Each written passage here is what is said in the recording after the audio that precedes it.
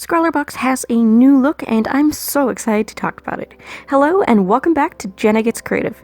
Today we're unboxing and trying out the February 2020 Scrawlerbox, box number 54. As usual, I will be reading through the included info card and reviewing all of the included supplies, but first, let's talk about the box redesign and the other changes rumored to be coming. On screen right now, you're watching me compare the new box to the older one, so let's talk about the differences. First of all, the box is now square and a natural cardboard brown color. I believe it's recycled material, but I don't see the percentage of recycled content anywhere, nor do I know if that's a change from the white box. The boxes have a pull tab to open now rather than tape and awkward flaps, so it's both easier to open and less likely to come open prematurely before it gets to you. This box just also feels a lot more sturdy in general. I can't see these new boxes getting accidentally crushed or warped as easily as the old ones. I live in wintry Newfoundland. This Scrawlerbox was in my community mailbox, which is a big metal collection of cubbyholes with locking doors on the side of a residential street with no shelter. Moisture does force its way into these boxes this time of year. This box did perfectly fine, and there's no evidence that the contents got wet. That hasn't always been the case with the older boxes. I had one box arrive absolutely soaked back in 2018, couldn't use the included paper, and the print came out pretty water damaged as well. It seems this box will probably handle situations like that better, given that it's more securely sealed and a little thicker, and so far this one has proven it. When Scrawlerbox wanted our input on possible changes a couple of months ago, I took their customer survey that they emailed out, and they asked for everyone's mailbox dimensions, so I expected that the box was going to change. I'll say now, for fellow Canadians, my community mailbox is the older style where everyone's personal box has a square door, not the wide and short slots on the boxes that were installed within the last decade. The older boxes did fit in my assigned slot. The new box was placed in one of the larger compartments, and I had to retrieve it with a separate key that was placed in my slot. The reason is because my square-doored box can accommodate the shorter depth of the rectangular box, but this new square box is simply too wide. I expect it would fit in the newer slots if you aren't also receiving too many other things at the same time. The old boxes are 24 by 16 centimeters and a little over 2 centimeters thick. The new boxes are 22 by 22 centimeters and almost 2.5 centimeters thick. Americans, I'll include those dimensions in inches in the description below. When you open these new boxes, there is information printed inside the box, which is new. The top of the box has the name and logo of the service, along with the Scrawlerbox hashtag and instructions. The bottom of the box tells us to keep scrawling and encourages us to share the unboxing using the hashtag Scrawlerbox, then tells us about their new charity involvement. For every Scrawlerbox purchased, they are planting one tree through Trees for the Future. As for further changes to the service, the survey did ask us a lot of questions about possible splitting of the service into tiers with a basic and premium box, so that has been the rumor going around. We don't have confirmation of that yet. Personally, I think if they go with that, that would probably end up being the factor that makes me jump ship and commit to Upcrate as my monthly instead. I do sample Sketchbox and Artsnax from time to time, and those services handle their tiers very differently. If Scrawlerbox went for the Sketchbox model, I'd abandon for sure. Sketchbox's basic boxes never feel worth the savings compared to their premium box, because the substitutions always feel like a slap in the face. But the premium box is nearly 50% more expensive. Artsnax, on the other hand, simply gives additional items to the higher tier, and that's fine with me. I don't mind getting the basic tier there and missing out on extra items. If you're currently a Scrawlerbox subscriber as well, or if you're considering them, tell me what you think of that possible change in the comments. I'd love to hear other people's opinions. But anyway, let's get on with it. That was a longer intro to the box than normal, so let's start off with mentioning the hashtag Scrawler Challenge topic, so you're not wondering what the heck I'm doing when the footage gets there. The prompt is something out of nothing, which made me think of the children's book Something from Nothing. The illustrations in that book really focus on the color blue, so I couldn't pull from that with the supplies given.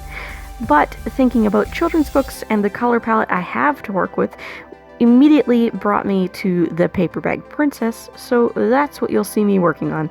Fan art of the title character and dragon, trying to emulate the illustration style in that book. On with the card. At the top of the card it says, "This month's box contains everything you need to take something found, blank, or destined for landfill and turn it into art with a little added sparkle. Take inspiration from our featured artist's passion project and create more."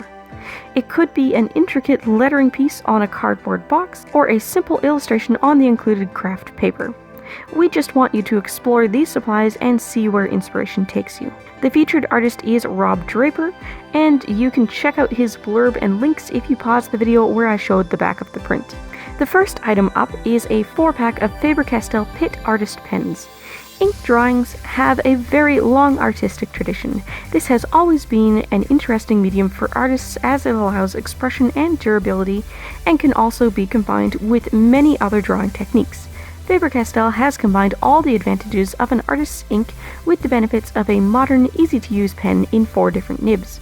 The pigment and light-fast drawing ink is waterproof and permanent, odorless, acid-free, and does not bleed through paper. The suggested retail price on the card is £11.50, and as usual I'll have all of the converted prices in USD and Canadian dollars down below, as well as some value savings calculations. So this is one of 2 standard black ink 4-packs Faber-Castell puts out in these Pitt pens.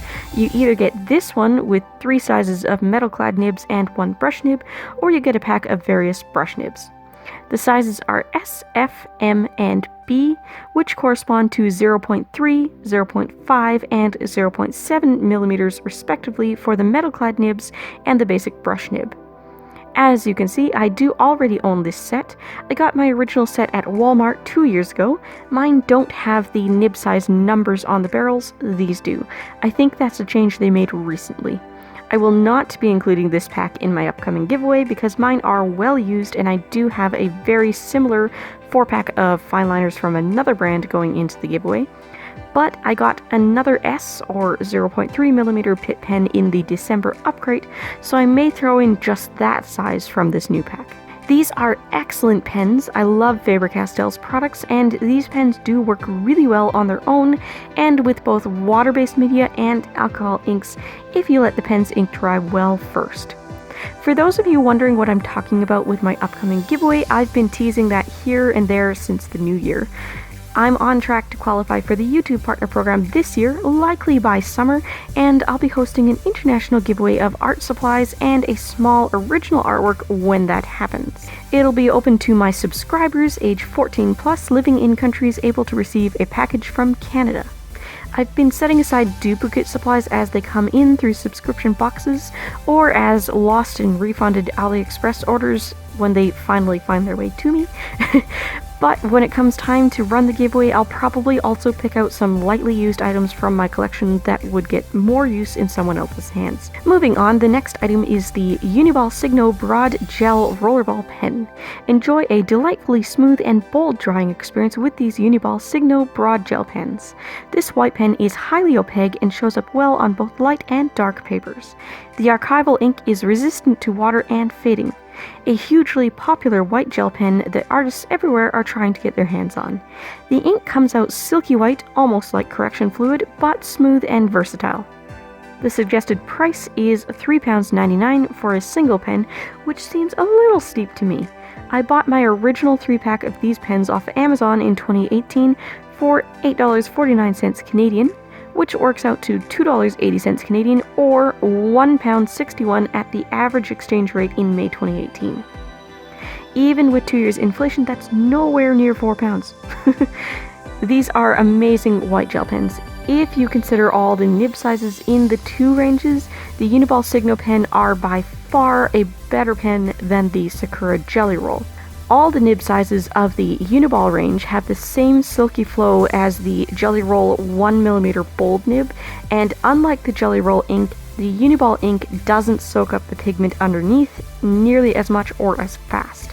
This is now the 5th white Signo in this size to come into my possession, and the second one with the new printing design on the barrel, so this one will be set aside and included in the giveaway. I'm using one of my older pens on this project. Next we have a custom Scrawlrbox Viking pencil. Viking has been producing high quality graphite pencils in Denmark for over 100 years, and we have collaborated with them to produce a custom Scrawlrbox pencil especially for this box. It has a stunning gold dipped lacquer to match the sparkly theme of this box and a smooth, versatile graphite core suitable for a wide variety of art applications. The suggested retail price is £0.99 and the lead weight is 4B. This pencil comes pre-sharpened as usual for a Scrawlrbox pencil, and it does not have its own eraser. I've received Viking pencils from Scrawlrbox before, and they are definitely one of my favorite brands that I've tried. One of the things I really like about their usual black finished pencils though is the feel of the finish, and this gold lacquer has a different feel to it. We've reached the bottom of the front of the card, and I normally don't comment on the candy, but this is where the card tells us whether or not the included treat is vegetarian or vegan friendly, so that reminded me to comment this time. The treat is a gold foil wrapped chocolate coin. I'm sure everyone watching could figure that out, but just in case you were wondering what the shiny coin was. On to the back of the card. We have a pouch of Culture Hustle Gold Dazzle 5 grams.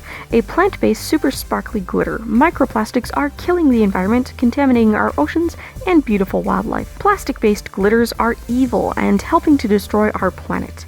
Stuart Semple and his team have worked tirelessly to end the glitter problem. Rather than face a future with no sparkle, they created Dazzle, a completely compostable plant-based glitter. When these plant-based eco-glitters meet microbes in soil, freshwater, or the ocean, they will break down to rejoin nature safely. They will, however, last forever in your artwork. The estimated retail price for this 5-gram packet is £2. Generally speaking, I'm not a huge fan of using glitter in my artwork or crafts. I'm firmly in the camp that refers to glitter as craft herpes, and dreads getting it off of or out of everything for the next 3 years every time I encounter it. I hate it when people give my daughter sparkly clothing because it transfers to everything she touches while wearing it, and everything that those clothes get washed with. On top of that, yeah, it's absolutely true that traditional glitters are not safe to dispose of. Seeing as we're meant to use this glitter in this project, and this glitter is safe to dispose of, I'll use it this time. Once I'm done though, I'll be putting it away and probably won't pull it out until my daughter needs it in a project however many years from now. I'm not a glitter user. Next up is a Stick-It glue pen. This Stick-It sticky glue pen is a strong, permanent PVA adhesive with a precision applicator, making it easy to apply glue and add those finishing touches. The glue bonds on contact and dries clear. The suggested retail price is £1.50. I found it hard to get this pen going. There was a disc inside that kind of looked like a seal, but it also looked like it had a hole cut in it, like it was meant to govern the flow and keep it partially sealed. Either way, I couldn't get the glue to squeeze out without removing that.